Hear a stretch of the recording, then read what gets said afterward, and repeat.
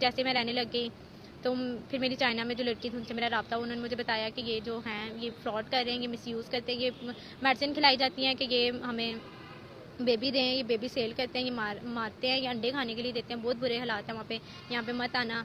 तो कोशिश करो कि तुम भी ना हो और दूसरी लड़कियों को भी बोलो। मैंने बहुत सारी लड़कियों को बोला, कुछ ने तो यकीन कर लिया और कुछ ने नहीं किया और वो चाइना चली गई और अब वो वहाँ पे बहुत परेशान है और मैं चाहती हूँ कि वो वापस आए। मुझे बाहर आई तो तब अम्मी मेरी मौजूद नहीं थी वहाँ पे।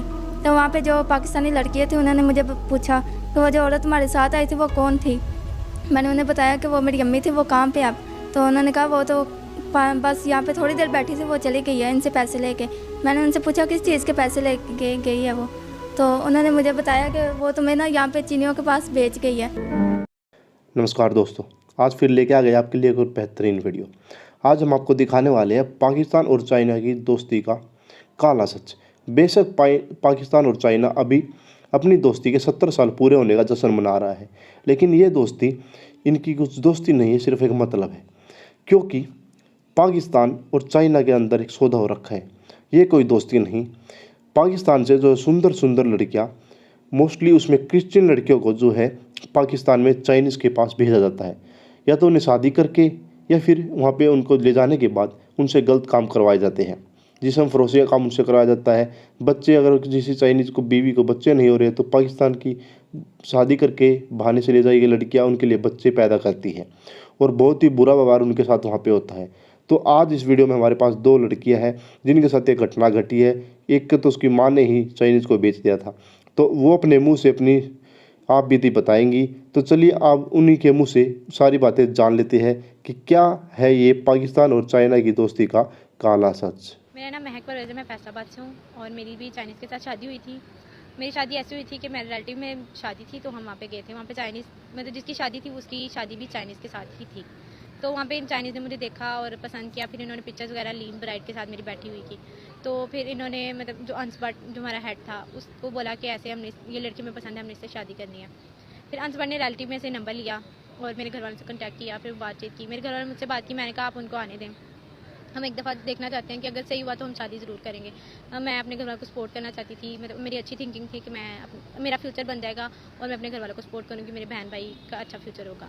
तो हम 5 बहन भाई हैं, हम 4 बहनें हैं, 1 भाई है। मैं अब वो क्या करते हैं? मेरे पापा जो हैं वो रिक्शा ड्राइवर हैं। ठीक है, तो आप खुद भी कुछ काम करती थी? जी, मैं पार्लर में जॉब करती थी 4 साल से।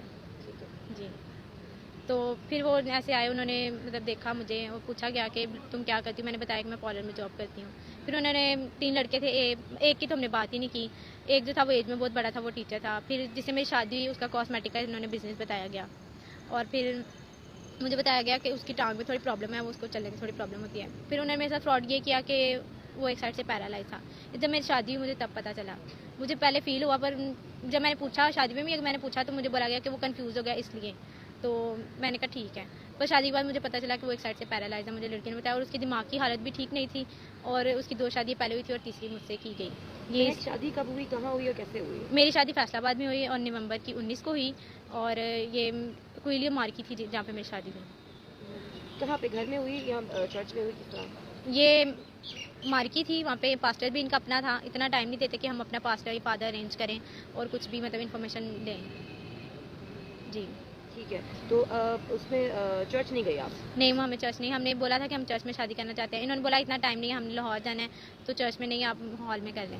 पास्टर भी खुद ही लाए थे? पास्टर भी ये खुद ही लाए थे, पास्टर जाहिद, अच्छा, वो भी पकड़ा गया। ठीक है जी। अच्छा, फिर क्या हुआ जब शादी होगी? फैसलाबाद से कहाँ लेकर के फिर आए? मुझे ये फैसलाबाद से लाहौर लेके आए, डिवाइन गार्डन, वहाँ पे मुझे रखा गया 1.5 माह।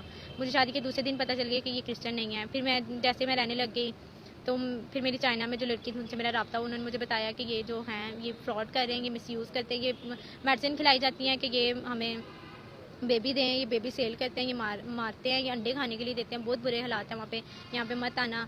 तो कोशिश करो कि तुम भी ना हो और दूसरी लड़कियों को भी बोलो। मैंने बहुत सारी लड़कियों को बोला, कुछ ने तो यकीन कर लिया और कुछ ने नहीं किया और वो चाइना चली गई और अब वो वहाँ पे बहुत परेशान है और मैं चाहती हूँ कि वो वापस आए। मुझे साथ ये क्या मामला हुआ और आपकी वालदा ने किन लोगों के हाथों आपको फ़रोख्त कर दिया? उन्होंने चाइनीज़ के हाथों मुझे फ़रोख्त किया था। किस तरह से ये मामला हुआ, ये हमारे नाज़रीन को आप शुरू से ये जो स्टोरी है वो सुनाएं। अबू ने अम्मी को डिवोर्स दे दिया था, तो हम सब बहन भाई उनसे बातें वगैरह करते थे क्योंकि वो हमारी माँ थी। तो उनसे बातें वगैरह हम करते थे तो उसने घर के कुछ हालात नहीं ठीक थे। उसने मुझे कहा कि हम ना इस्लामाबाद में जॉब मिल रही है सफाई की, तो हम वहाँ पे जाते हैं सफाई के लिए। मैंने उस पर एतबार वगैरह किया, मैंने कहा ठीक है हम चलते हैं वहाँ पे। अबू को नहीं मैंने बताया, मैंने अबू से चोरी वहाँ पे चली गई ना। तो वहाँ पे चीनियों का घर था बहुत बड़ा, तो वहाँ पे 3-4 चाइनीज़ भी थे और पाकिस्तानी लड़कियाँ भी थी। इसने मुझे कहा कि तुम जाओ एक कमरे में जाके बैठ जाओ, तो मैं भी आती हूँ। मैंने कहा ठीक है, तो मैं उस कमरे में जाके बैठ गई।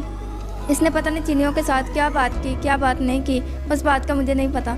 तो मैं जब 1 घंटे के बाद कमरे से बाहर आई तो तब अम्मी मेरी मौजूद नहीं थी वहाँ पे। तो वहाँ पे जो पाकिस्तानी लड़कियाँ थी उन्होंने मुझे पूछा कि वो जो औरत तुम्हारे साथ आई थी वो कौन थी। मैंने उन्हें बताया कि वो मेरी अम्मी थी, वो काम पे अब। तो उन्होंने कहा वो तो बस यहाँ पे थोड़ी देर बैठी थी, वो चली गई है इनसे पैसे लेके। मैंने उनसे पूछा किस चीज़ के पैसे लेके गई है वो, तो उन्होंने मुझे बताया कि वो तुम्हें ना यहाँ पे चीनियों के पास बेच गई है। मैंने कहा हम तो यहाँ पे सफाई के लिए आए थे, तो वो मेरे साथ ऐसा कैसा कर सकती है, वो तो मेरी माँ है। तो उन्होंने कहा भी नहीं वो आई थी, तो इसने 6 लाख लिया, तो वो यहाँ से चली गई है।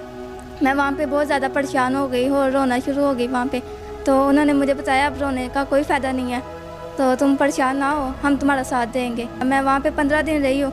तो वो चाइनीज़ मुझे कहते थे भी तुम हमारे साथ शादी वगैरह कर लो, तो हम तुम्हें इतना पैसा देंगे ये वो। एक बात मुझे बताएं कि उस दौरान आप 15 दिन रही हैं, आपके किसी किस्म का आपके ऊपर तशद्दुद हुआ?